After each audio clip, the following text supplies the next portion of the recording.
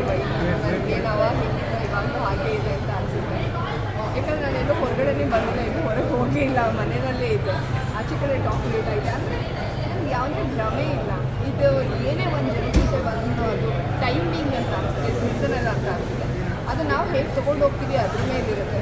ಏನಾದರೂ ಒಳಗಡೆ ಹೋಗಿ ಬಂದ ತಕ್ಷಣ ಏನೋ ನಮ್ಮ ಜೀವನನೇ ಬದಲಾಗುತ್ತೆ ಅನ್ನೋದು ಆ ಭ್ರಮೆ. ಬಟ್ ನಾವು ಅದನ್ನು ಹೇಗೆ ತೊಗೊಂಡು ಹೋಗ್ತೀವಿ ಅನ್ನೋದು ಇಂಪಾರ್ಟೆಂಟ್. ಕಾಪಾಡ್ಕೊಳ್ಳೋದು ಇಂಪಾರ್ಟೆಂಟು, ಉಳಿಸ್ಕೊಳ್ಳೋದು ಇಂಪಾರ್ಟೆಂಟ್.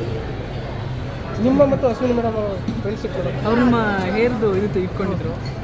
ಹೌದು, ನಿಜವಾಗ್ಲೂ ಅಂದರೆ ನಾನು ಬಿಗ್ ಬಾಸ್ ಮನೇಲಿ ಹೋಗಿ ಯಾರು ಜೊತೆ ಇಷ್ಟು ಕನೆಕ್ಟ್ ಆಗ್ತೀನಿ ಅಂತ ಅಂದ್ಕೊಂಡೇ ಇರಲಿಲ್ಲ. ಒಂದು ಒಳ್ಳೆ ಫ್ರೆಂಡ್ಶಿಪ್ಪು ಅಲ್ಲಿ ನನಗಾಯಿತು.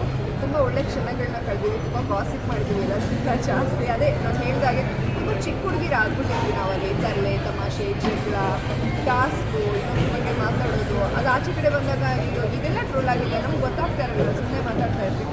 ಆಚೆ ಕಡೆ ಬಂದಾಗ ಇದೆಲ್ಲ ಟ್ರೋಲ್ ಆಗಿದೆಯಾ ಅಂತ. ಆಮೇಲೆ ಅವ್ರು ನಾನು ಹೇಗೆ ಅವ್ರು ಯಾವಾಗ ಹೇಳೋರು ಬೇಕು ಬೇಕು ಅಂತ. ಏನಾದ್ರು ಮಧ್ಯದಲ್ಲಿ ಎದುರಿಗಾದ್ರೆ ನಿಮಗೆ ಏನು ನನ್ನ ಫ್ರೆಂಡ್ಸಲ್ಲಿ ನಿಮ್ಗೆ ಏನು ಬೇಕು ನೀವು ಇಟ್ಕೊಂಡು ಕಳಿಸಿ ಹೋಗಿದ್ದು ಅಂತ ಹೇಳಿದ್ರೆ